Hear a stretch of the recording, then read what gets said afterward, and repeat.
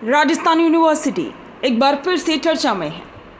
इस बार वजह कोई पढ़ाई या रिजल्ट नहीं बल्कि एक वैचारिक जंग है।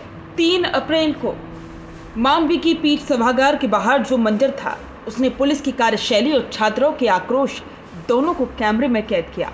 एक तरफ मरुधरा नारी संगठन का कार्यक्रम चल रहा था तो दूसरी तरफ एनएसयूआई कार्यकर्ता इसे आरएसएस का एजेंडा बताकर सड़कों पर घसीटे जा रहे थे। आखिर इस विवाद की जड़ क्या है?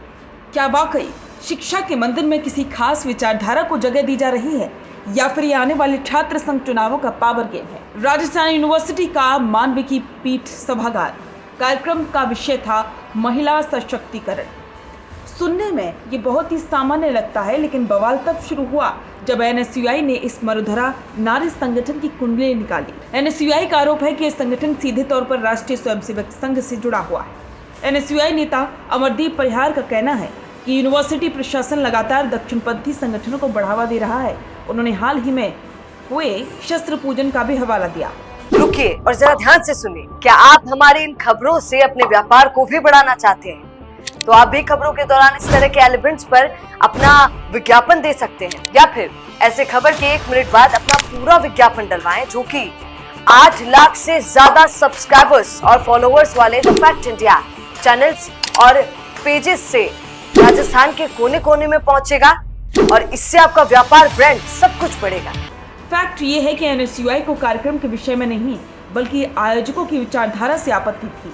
जब छात्र बैरिकेड्स फांदने लगे तो पुलिस ने उन्हें हिरासत में लिया और यहीं से तस्वीरें सोशल मीडिया पर वायरल हो गई। अब सिक्के का दूसरा पहलू देखिए। एबीवीपी के विश्वविद्यालय संयोजक भारत भूषण इस पूरे मामले को एनएसयूआई की संकीर्ण मानसिकता बता रही हैं। उनका तर्क बहुत सीधा है।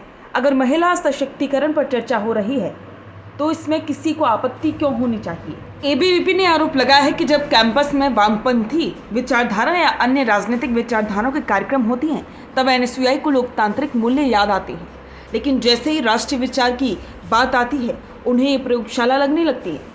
कैंपस में ये बहस अब तेज हो गई है कि क्या किसी इस खास संगठन से जुड़े होने मात्र से उस कार्यक्रम को बैन कर देना चाहिए। इस पूरे ड्रामे के बीच यूनिवर्सिटी प्रशासन कहाँ खड़ा है? कुलपति प्रोफेसर अल्पना कटेजा ने साफ किया कि उनके पास ये कार्यक्रम किसी राजनीतिक या वैचारिक संगठन के नाम पर दर्ज नहीं था। नियम के मुताबिक किसी भी पंजीकृत संगठन को सभागार किराए पर दिया जा सकता है, बशर्ते वो फीस भरे और नियमों का पालन करे। यहाँ फैक्ट ये है कि प्रशासन ने इसे एक निजी आयोजन की तरह देखा, लेकिन सवाल ये भी उठता है कि क्या यूनिवर्सिटी जैसे संवेदनशील संस्थान में आयोजकों की वैचारिक पृष्ठभूमि की जांच करना प्रशासन की जिम्मेदारी है या नहीं, या फिर रेवेन्यू के चक्कर में नियमों को लचीला बना दिया गया। इस विवाद के पीछे की सबसे बड़ी सच्चाई है छात्र संघ चुनाव। राजस्थान में पिछले काफी समय से छात्र संघ चुनाव नहीं हुए। ऐसे में छात्र नेता अपनी खोई हुई जमीन तलाश रहे हैं। एनएसयूआई इस मुद्दे को उठाकर खुद को प्रोग्रेसिव और संविधान रक्षक साबित करना चाहती है, तो वही एबीवीपी इसे महिला सम्मान और राष्ट्रवाद से जोड़कर अपने पक्ष में माहौल बना रही है। ये जो धक्का मुक्की और पुलिसिया कार्रवाई आप देख रहे हैं, ये दरअसल आने वाले चुनावों के लिए शक्ति प्रदर्शन है। यूनिवर्सिटी का सभागार तो बस एक बहाना था, असली मकसद अपनी मौजूदगी दर्ज कराना था। आखिर में सवाल यही है कि क्या राजस्थान यूनिवर्सिटी जैसे प्रतिष्ठित संस्थान को वैचारिक जंग का मैदान बनाना सही है?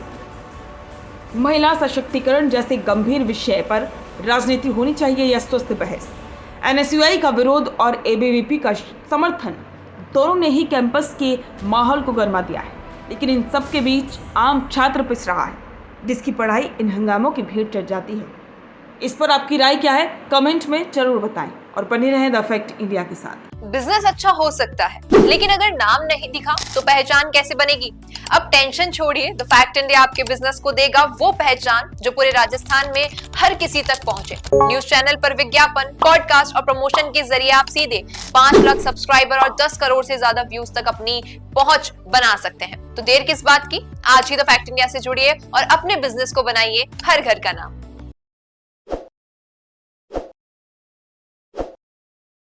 ताज़ा खबरों के लिए विजिट करें द फैक्ट इंडिया की वेबसाइट और डाउनलोड करें द फैक्ट इंडिया ऐप।